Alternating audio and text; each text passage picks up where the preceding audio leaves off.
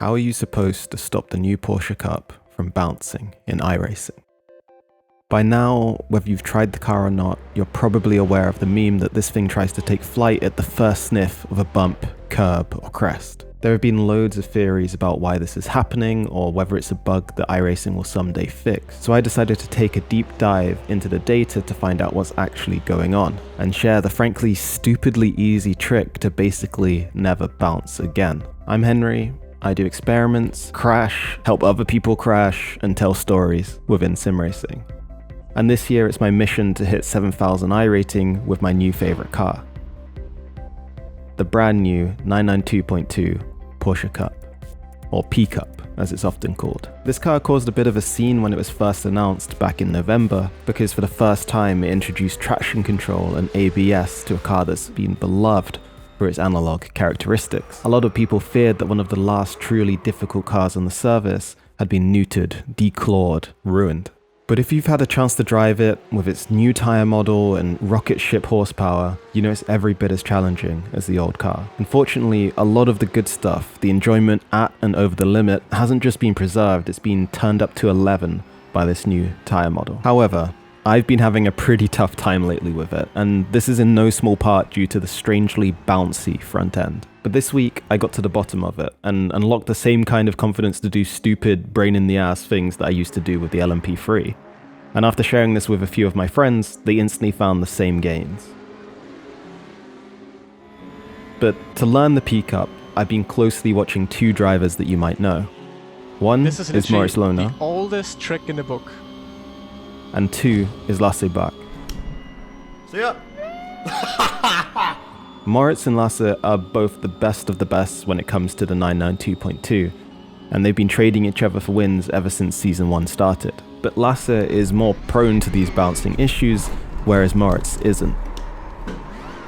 So I started looking at where, when, and why this happens.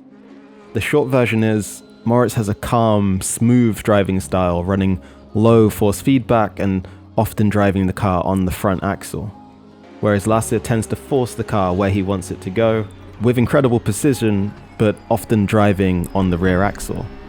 The problem occurs when Lasse forces the car in one direction, but for some reason, the 992.2 says no. You probably know what I'm about to say. The answer is in the tyres. But first, I have to explain the geometry. When I steer from lock to lock, you can see the inside wheel turns more than the outside wheel. And as it does so, it gains camber and lifts that side of the car.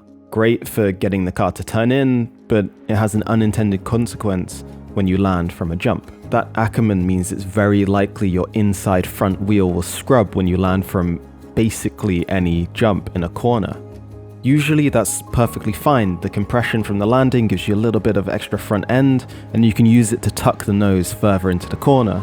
If it slips, whatever, you just understeer a little bit. That's fine. But I noticed something really weird with the new P Cup tyres, and I think it's best explained to you if I show you this. When I try to move it across a sticky metal surface or something with a lot of grip, it hops as it goes along. And that's exactly what the P Cup is doing as it impacts the ground. Instead of the front inside tyre impacting the ground, exceeding its limit of grip and then sliding, it impacts the ground, exceeds its limit of grip and then hops.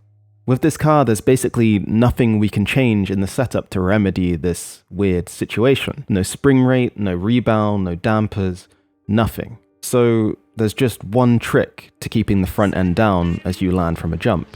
And I mean any jump. You need to stop the front inside wheel from quickly exceeding its limit of grip. You do this with the steering and the pedals.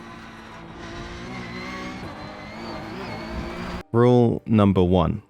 Your steering on landing cannot exceed your steering on takeoff. If you take off with this much steering angle, you must land with the front wheels straighter than when you took off. Now this is a rule of thumb, and it depends a bit on your speed to know how much straighter the wheel needs to be, but it's just very important that it is. Yes, this might mean that you need to put in more steering after you land, but that's much more preferable to the alternative. You can also often see hopping of the inside rear wheel as it tries to yaw and exceed its limit of grip, but that wheel isn't steering the car, so we can live with that. Okay, rule number 2. Do not brake. If you brake while in the air, the tyres will lock regardless of ABS. When they land, they will quickly exceed the limit of grip and you will bounce.